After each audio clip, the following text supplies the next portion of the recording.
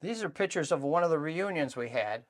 That's Gomer and Doc Bovee, and this is probably 40 years after the fact. These are just some of my lieutenants, and this was interesting. These were, at the time, these were officers, and one of the big things in Vietnam was out of a C-ration can, you put 2 C-ration cans together, pound cake and peaches. So after the dinner for dessert, all the brass that always ordered us around, they served us pound cake and peaches. So it was a big joke, but it was a good laugh, and they still tasted good. Pound cake and peaches. C-rations weren't that good anyway, but okay. Could you describe the C-rations? What was in them? Okay, C-rations, you get a box of C-rations, and there's 12 individual meals in boxes. Yeah. And some were better than others. And what we did, we'd pick them when we come out. They'd turn the boxes upside down, and everybody would pick. Some of it was okay. A few of them were almost unedible. They had like ham and lima beans was a can, and you had big chunks of grizzly ham and big brown lima beans. Ham and we actually call them ham and motherfuckers, but there was only a few people that could eat those. And then there was a scrambled eggs kind of thing in a can but you learned how to dice them up. Somebody would bring hot sauce or have it sent it, but there's only 12 different meals, and after a while, we were eating these every day. And you switch off, you trade off, and actually, whenever you did get out of the country, or back in the rear, got a hot meal, you really appreciated it. The C-rations were not good. Was there any like coffee or tobacco? Or... Yeah, they'd have a main can, maybe a dessert can like peaches or pears, and then they would have a little sundry pack in there. It had actually 3 cigarettes in it. I don't think the Army gives out free cigarettes anymore, but you get 3 cigarettes. There was a little thing of coffee, some creamer, some powdered creamer and sugar, and a spoon, and a plastic spoon and plastic fork, and some salt and pepper. So a C-ration box was probably this big. And how big was it? Probably about this big. When it had 2 cans in it, and then some of the stuff wasn't too bad. You know, they had some beans and franks that were my favorite. So after we picked them, we would trade. Another thing was the cigarettes. When you trade the cigarettes, because everybody had a different brand of cigarette. So I was smoking Marlboros at the time, but almost every black guy, they loved the Cools. So I would trade the Cools for the Marlboros, and that's how it worked. Yeah. And I explain these photos. Okay. This is Larry Fitzgerald. He was back in the rear area. He's wearing my hat. That was our flag from our company, Charlie Company, 5th Cav, 1st Cavalry Division. He's the one I got the rear job for. He was a 26-year-old guy when he got drafted, school teacher, and he went back to the rear, and he was the one that would send me stuff out. He'd send real stuff out from the PX, send me some cans of real good food and stuff, and he was a good friend. When he came out to the field, he did everything he could, but he was a really mild, meek-mannered, and he really didn't belong in a combat situation. So I was fortunate. He could type, so I got him a job as a company clerk, because he could keep all the forms up, and he did. He really appreciated it, and he actually wrote to my mom and dad, and he was a real Dansville fan. And good guy, really good guy.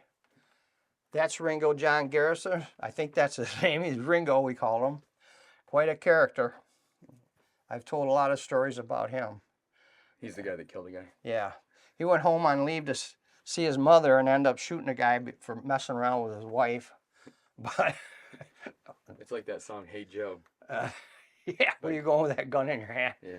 And that's Paul Sicca, was a real good friend of mine. Paulie, actually the first one that I came to visit me when after the war.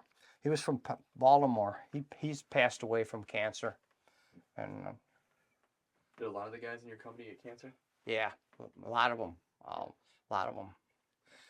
There's not too many left. There really isn't. How many do you think? I think Doc's still alive, and Where's he live? Doc's from New York, someplace, Bronx or Brooklyn or Is that someplace. where he still lives? I think he's still alive because he goes to the reunions, but nobody else. McNally, a friend of mine, McNally was the last guy I talked to in Ohio, and he hasn't called me or written me in a couple years. I've tried to find him on Veterans Day, the phone, and I didn't know any of his family, and I can't find him, and I can't find an obituary, but I know if Mike McNally, Mac, he would get in touch with me. But he was a cancer survivor too. He had his throat replaced. He had like a fake larynx or whatever, pipe, and he had that replaced last time I saw him, and he was doing okay, but he was in good spirits. But it was weird is he got cancer, he got throat cancer, and then he has kids in college, and his wife left him. And soon, well, almost the day after he got the diagnosis.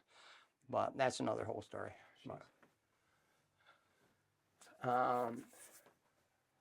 This is me in Harbottle. There's a big B-52 crater. It was a pond. It's Doc Bovee. I always preface that. Bravest man I ever knew. Yeah. He took care of us. He was our medic. And That's the guy in the middle. yeah. That's me and Bob Clausen. I bought a guitar at a roadside stand, and I carried it for 3 or 4 weeks, but getting out of helicopters and in helicopters was really difficult. So I tagged it and put it on the helicopter. I sent it back, but somebody stole it. But that's me and Lonnie. That's up around Karson. We were taking hills up there, and he backed me up when I was a point man. He's a good guy. Got big into the civil rights movement, and justifiable. I don't blame him. And this is California.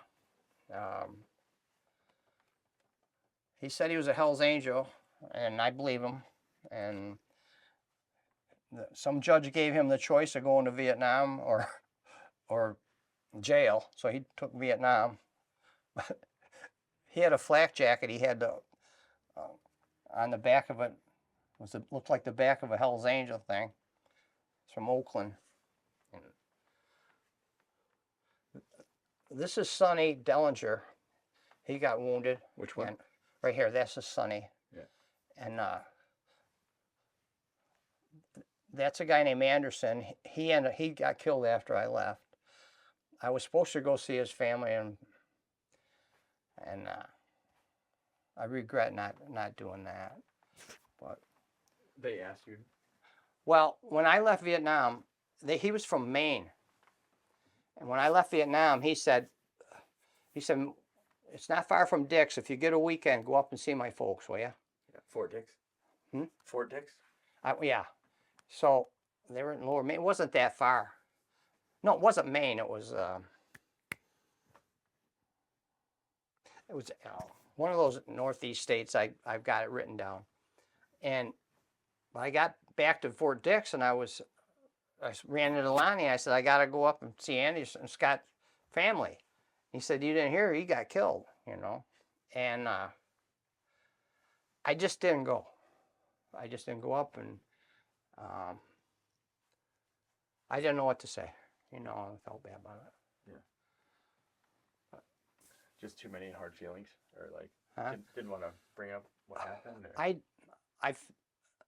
I felt funny about being up there and still being alive when he was dead. I don't know. I have no idea why I didn't go. I just couldn't go it. I couldn't go. And I don't know if they weren't expecting me. I don't think he told them, or maybe he wrote to them. But he just asked me. He gave me his address, and he says if you can, if you're in that area, you know, he said it's like, I don't know how many hours drive. Wasn't that far. Yeah. So I said sure, but I had it written down. But then when I heard that, I just couldn't do it. Yeah. You know? My bad. This is all Mississippi. We were in the squad. We came together. You know, we were both out, new guys, and we took care of each other. You know, we kind of became friends and hung out together till we found out what was going on. He ended up doing his whole career in service, and I talked to some people at the reunion that knew him, but I haven't seen him since. Real jovial, friendly, nice guy. Just love to pick on you. Yeah. This is one of the reunions. I went to like 3 reunions.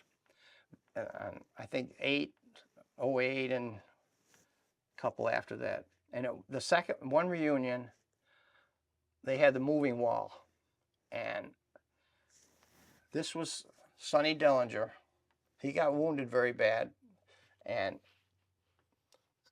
we were at the wall, and he wanted to know all the details of the day he got shot. Yeah. He was so worried. He asked me if we got his guns. He was worried that we didn't get his weapon back, recover his weapon.